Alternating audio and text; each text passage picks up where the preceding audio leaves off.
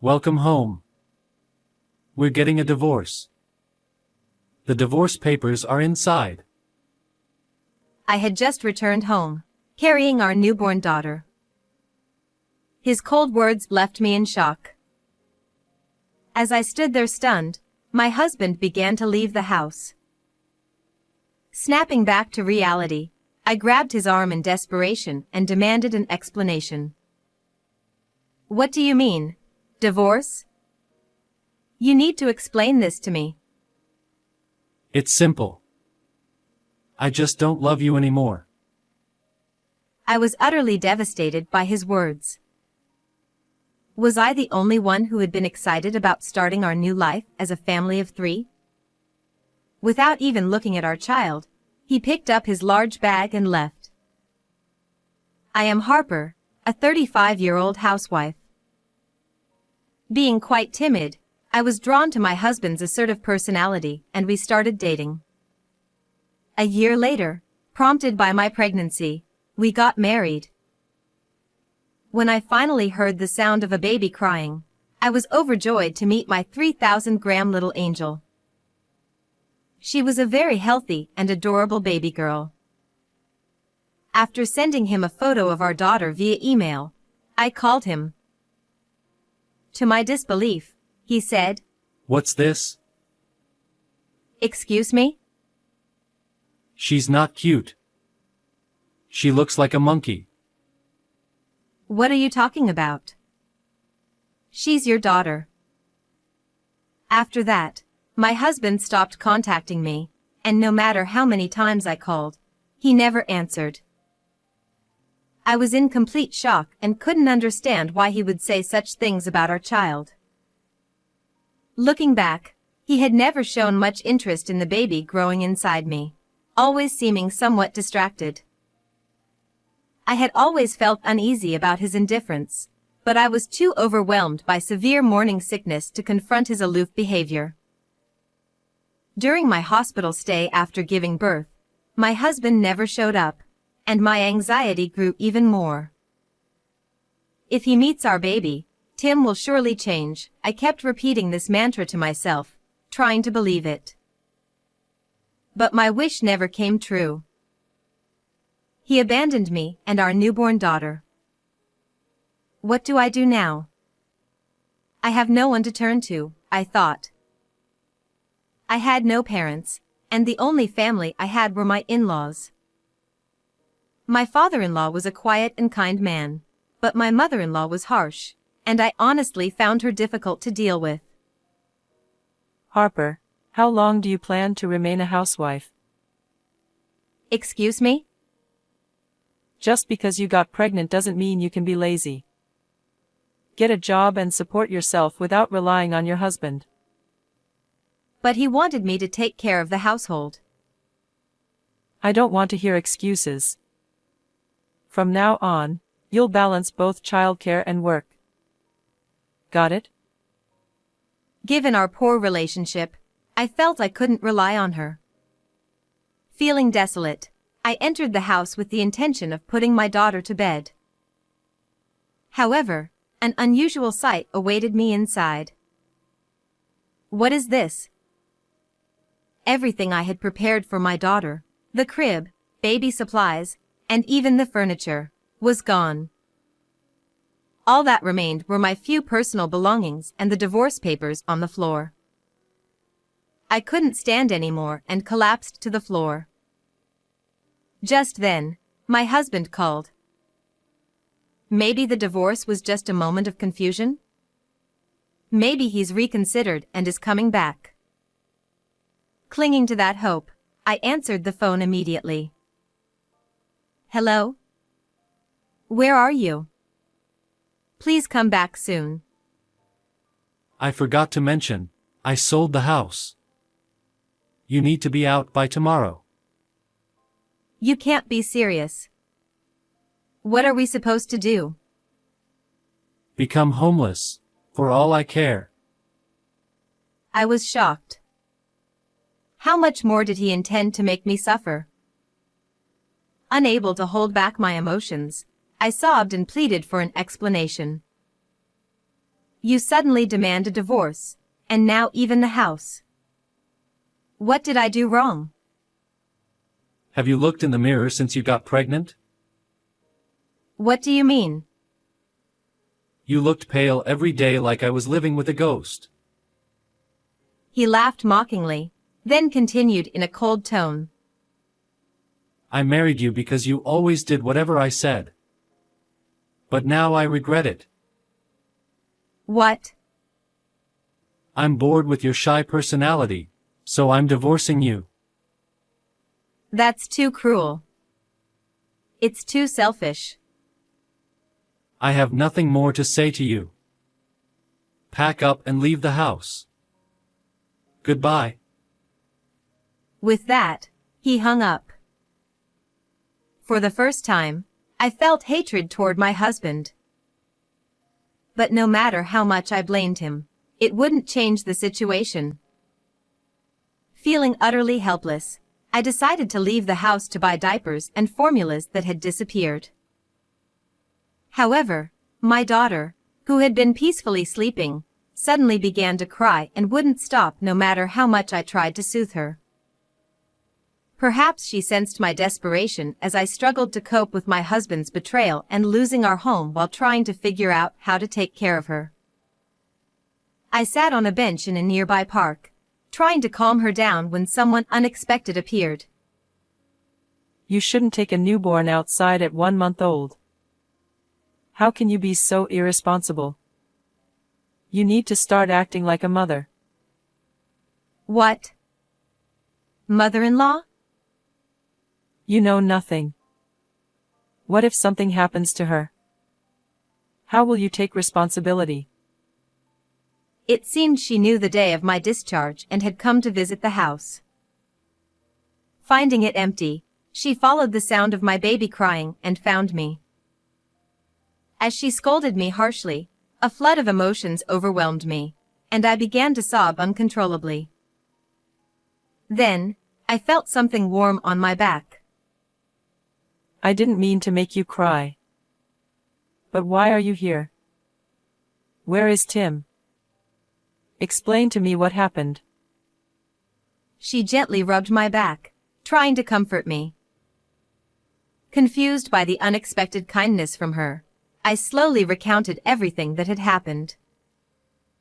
Tim did that? Unforgivable. If you have nowhere to go, come to my house. But, No buts. I'll carry your things. Let's go. following her lead, I headed to my in-laws' house.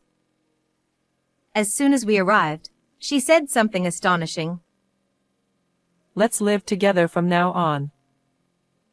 What? You don't have anywhere else to go, do you? Are you planning to become homeless with the baby? Here, at least, you'll have a bed and food. Let's do that. I was bewildered. This was the same woman who had always treated me harshly, and now she seemed like a different person. Seeing my hesitation, she offered me a regretful smile. I've been told to you before, and I'm truly sorry. No, it's fine. I kept telling Tim he needed to take responsibility as a father. I feel terrible that I couldn't help and that it came to this. This isn't your fault. She slumped her shoulders and looked sad. Feeling flustered, I decided to ask the question that had suddenly come to mind. I always thought you disliked me, which is why you treated me so coldly. But is there another reason? It's because you reminded me of my younger self. I couldn't stand it. At this point, I learned something I had never known. My quiet and kind father-in-law had been unfaithful in his youth. My husband, who inherited his father's personality, also frequently got into trouble with other women. Then, she said something that struck me. I just wanted you to be a strong, resilient mother. That's why I was so hard on you. I repeatedly told you to get a job so you wouldn't struggle financially if you ever got divorced. Her harsh words had a purpose. Realizing that she was a warm-hearted person, I felt overwhelmed with gratitude. But why didn't you divorce him? I don't think I could endure infidelity. I would have divorced him. That's because I've always been the one supporting the family financially. What do you mean? He looked down on me when I was a housewife and constantly had affairs. But I was determined to not let that crush me, so I started working. Eventually, I earned more than he did. Not wanting to lose the comfortable life we had, he became submissive, fearing I would divorce him. So, the way he is now is because he regretted his actions. Exactly. I also thought staying together was the best punishment for him, rather than an easy divorce. As we talked, I found myself beginning to smile. However, her expression suddenly turned serious. About Tim suddenly asking for a divorce, do you think he might be having an affair and wants to be with someone else? Have you noticed anything strange about his behavior? Honestly, I have no idea. But I can't just accept this divorce without doing something. I pulled the divorce papers I had brought from home out of my bag. What? This is. As we looked at the papers, my mother-in-law and I exchanged glances. We made a firm decision and began to formulate a plan. The next day, my mother-in-law made a call to execute our plan. I heard from Harper that you're getting a divorce. Has she already told you, Mom? What are you talking about? I'm feeling fantastic. It's the right decision to divorce someone like her. Next time, marry a younger and more wonderful woman. Yeah, right. I don't ever want to see her miserable face again. She might be living under some bridge by now. How pitiful he sounded. It seems like he has completely convinced himself that my mother-in-law dislikes me. Unaware that I overheard their conversation, I felt anger rising toward him as he boasted obliviously. But he has hell waiting for him. Actually, I want to introduce someone to you. Oh, has the next remarriage partner already been found? Well, yeah. That's wonderful news. We need to prepare a celebration for the two of you. Since the $1 million fixed deposit will mature in 1 month, let's prepare a big celebration. Seriously? Of course. But in return, you better introduce your partner to me properly before anything else. Don't rush into registering your marriage until then. Got it? Got it. I'll bring her to the family home in a month. Count on me to handle the celebration. My mother-in-law's acting skills are amazing. He fell right into our plan, and my mother-in-law and I exchanged knowing smiles. And so, I decided to quietly make preparations behind the scenes until that day arrived. A month later, unaware of the trap, my husband arrived at my in-laws' house with a young woman, feeling proud and confident. I opened the front door with as much composure as possible and greeted them. Welcome to my house. My husband was visibly shocked as if he might topple over any moment, while the woman wore a bewildered expression. Then my mother-in-law joined us. Come in, She said with authority, and they timidly entered the living room. Hey, Mom, what's going on here? He stammered. Well, Harper, shall we begin? She said.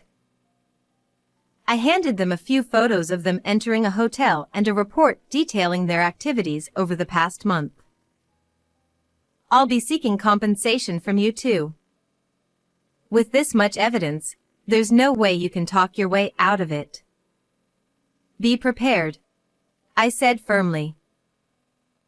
Wait a minute, how did you gather this evidence? My husband protested. My mother-in-law funded a detective to investigate. She said leaving this to the professionals was the best course of action. I explained. Why would Mom cooperate with someone like her? He exclaimed. Oh? Am I mistaken? Who would support someone so unreasonable, someone who abandons your wife and child to marry another woman? She retorted. What about the $1 million celebration? He asked.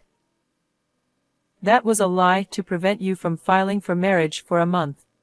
She replied. You tricked me. He exclaimed, his anger palpable, and the woman sitting beside him looked crestfallen, surely thinking this wasn't how things were supposed to go. I thought I had finally punished them, but then he uttered unbelievable words. We're already divorced. You can't claim compensation for cheating now. He's right. I'm not paying any compensation. Their words left me utterly flabbergasted. The statute of limitations for claiming compensation is 3 years from the discovery of infidelity. Unaware of such common knowledge, my confident husband and his mistress were snorting with self-assurance. So, I decided to enlighten them with a fact. You see, we're still legally married. Huh? That divorce paper you left behind? It hasn't been filed yet. What the hell? Why haven't you done it yet? You declared divorce without any explanation, and I couldn't accept that. Do you even realize the absurd parting gift you left when you walked out of the house? Confused by my words and exchanging looks with each other, I handed them a document. Isn't this your marriage certificate? I thought I lost that. How do you have it? It was tucked beneath the divorce papers. Leaving something like this behind, you're absent-minded, aren't you? Yes. The papers I thrust at them were the completed marriage registration forms of the two of them. On the day I found these, my mother-in-law and I realized that he intended to marry his mistress. So, instead of divorcing immediately, we decided to gather evidence to prove his infidelity while our marriage technically continued. I'll never forgive you for abandoning your family. And you, Noah, won't escape either. You'll pay the compensation properly. As I declared this, his face rapidly drained of color. However, the woman seemed oddly triumphant. Well, that's a relief. If you're divorcing him, it's fine with me. Excuse me? Because, you know, he is wealthy. He can pay any amount of compensation. Right?